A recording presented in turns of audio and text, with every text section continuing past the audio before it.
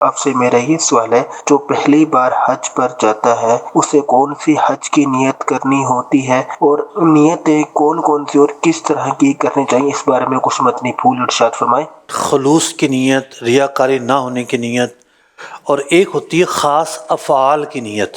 جیسے آپ جب نماز پڑھتے ہیں تو جب آپ ظہر کے فرض ادا کر رہے ہیں تو آپ تعین کرتے ہیں کہ جی میں 4 رکعت نماز ظہر فرض پڑھ رہا ہوں۔ تو اس طریقے سے ایک نیت ہوتی ہے خاص افعال کی نیت۔ تو حج پر جانے والا جب حج پر جائے گا، عام طور پر پاکستان سے جانے والے لوگ جب ان کی فلائٹ جدہ کی ہوتی ہے تو وہ حالت احرام میں جاتے ہیں۔ مدینہ منورہ کی فلائٹ ہوتی ہے تو احرام میں نہیں جاتے، پھر جب مدینہ منورہ سے مکہ مکرمہ جانے لگتے ہیں تو پھر اس وقت وہ احرام کی نیت کرتے ہیں۔ تو پاکستان سے جانے والے جو لوگ ہیں وہ حج تمتع کرتے ہیں۔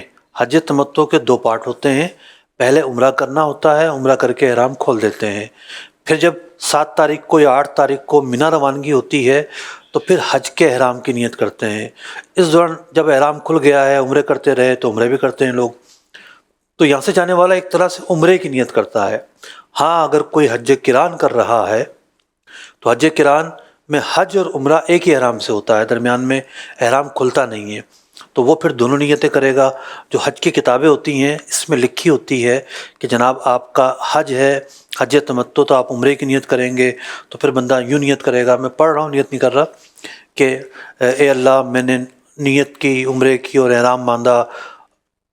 اگر آپ عربی میں پڑھ رہے ہیں تو یہ نیت آپ کے ذہن میں ہونی چاہیے، اس کا معنی کیا ہے۔ رٹی رٹائی نیت آپ نے کر لی، آپ کو پتہ نہیں ہے کہ اس کا ترجمہ کیا ہے، تو نیت نہیں ہوگی۔ نیت دل کے ارادے کا نام ہے، دل کا جو ارادہ ہے یہ بہت ضروری ہے۔ اور نیت کے 2 پارٹ ہیں، ایک نیت کرنا، دوسرا تلبیہ یا اس کا قائم مقام کہنا۔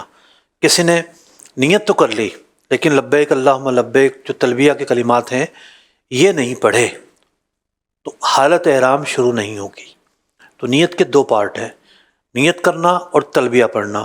کسی نے اگر تلبیہ کی نیت سے ذکر اللہ کر لیا تب بھی اس کا تلبیہ ہو جائے گا، لیکن یہ جو تلبیہ کا فریضہ یہ ضرور ادا کرنا ہے۔ لبیک اللہم لبیک لبیک لا شریک لک لبیک ان الحمد والنعمت لک والملک لا شریک لک۔ اللہ اکبر۔ تلبیہ وہ کلمہ ہیں کہ جو حاجی کی تسبیح ہے۔ مطلب حالت احرام میں آنے کے بعد اٹھتے بیٹھتے چلتے پھرتے، خاص طور پر جہاں مومنٹ تبدیل ہو، یعنی بیٹھا تھا تو کھڑا ہو رہا ہے، کھڑا تھا تو بیٹھنے لگا ہے، گاڑی چڑھائی پہ چڑھ رہی ہے یا چڑھائی سے اتر رہی ہے، بس میں چڑھ رہا ہے، نیچے اتر رہا ہے، جہاں جہاں مومنٹ چینج ہو تلبیہ کہنا جو ہے یہ مستحب ہے۔ اور جب بھی کہا جائے کم از کم 3 مرتبہ کہے، اور خود کہے، یہ نہیں کہ کوئی پڑھا رہا ہے سب پڑھ رہے ہیں، بلکہ یہ ہر آدمی کی اپنی پڑھنے کی تسبیح ہے۔ تو جب تک طواف شروع نہیں کرتا اس وقت تک تلبیہ کہتا رہے گا۔ صحیح، سبحان اللہ۔ اور اس پر جنت کی بشارت بھی ہے جنت کی تلبیہ پڑھنے والے کے لیے۔ اور رفیق الرحمن میں میری سنت نے صحابہ کرام علیہم رضوان اتنی بلند آواز سے تلبیہ پڑھتے تھے اللہ کہ ان کے گلے بیٹھ جایا کرتے تھے۔ اللہ اکبر، اللہ اکبر، اللہ اکبر۔